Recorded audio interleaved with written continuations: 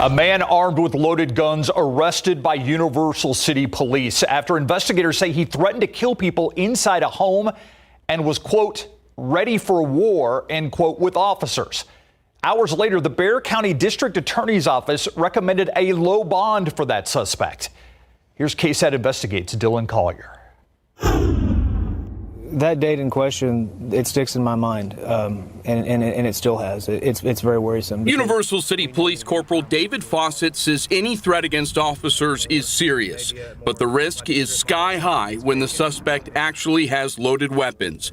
The night of August 28th, UCPD made the decision to have family members evacuate a home after a 911 caller said 25-year-old Jordan James was armed, had threatened to come to the residence to kill everyone inside and then get in a shootout with law enforcement, a domestic dispute that had escalated to a threat to the general public. Universal City Police were able to get James away from residential areas and made a felony traffic stop in a strip mall that was closed for the night, about the safest place possible to engage him. Get out of the door! I'm with you. Face away! After a few tense moments, Don't look back! James was arrested. Within arm's reach in his car was a loaded shotgun, a loaded semi-automatic rifle, and a loaded 9mm handgun. Police also recovered 160 rounds of ammunition from the vehicle.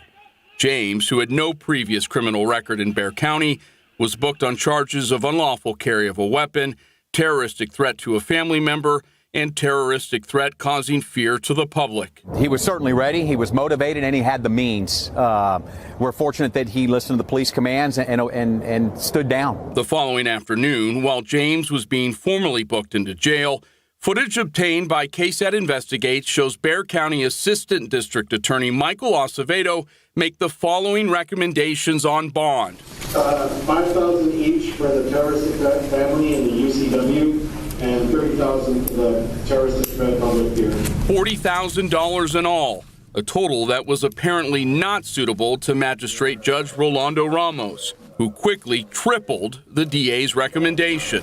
Okay. This is what we're going to do, Mr. Jordan.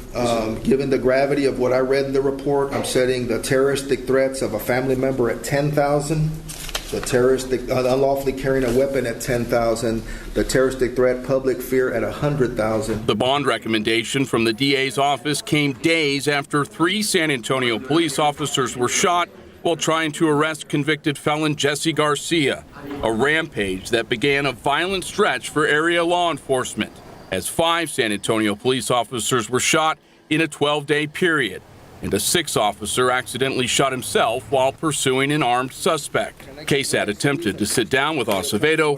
We're told instead that District Attorney Joe Gonzalez was the most suitable candidate for the interview, but he was unavailable the rest of the week. After a follow-up email, we were told by a spokeswoman, quote, should there be an opportunity for an interview slot, I will be in touch. As a law enforcement official and having been one for 21 years now almost, I don't know another officer that supports that type of low bond on violent offenders or even if it's a first-time offender, but such an egregious act. Get down now! For KSAT Investigates, I'm Dylan Collier.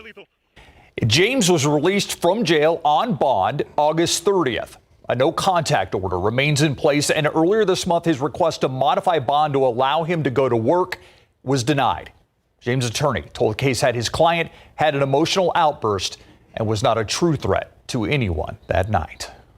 Keep up to date with all of San Antonio's top news, weather, and so much more by clicking the like and subscribe buttons below. And once again, thanks for watching KSAT.